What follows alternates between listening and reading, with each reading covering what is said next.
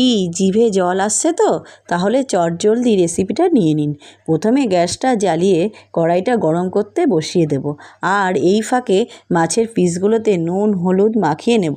এরপর কড়াইটা গরম হলে তেল ঢেলে দেব।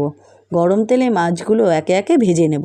মাছগুলো ভাজা হয়ে গেলে এরপর ওই তেলে সাদা জিরে তেজপাতা ফোড়ন দিয়ে কেটে রাখা আলুগুলো ভেজে নেব। এরপর একসাথে পেস্ট করে রাখা পেঁয়াজ লঙ্কা রসুন আদা ধনে জিরে টমেটো বাটা দিয়ে দিলাম। পরিমাণ মতো নুন হলুদ দিয়ে ভালোভাবে কষিয়ে নিলাম। কষানো হয়ে গেলে সামান্য পরিমাণে জল দিয়ে ঢাকা দিয়ে দেব।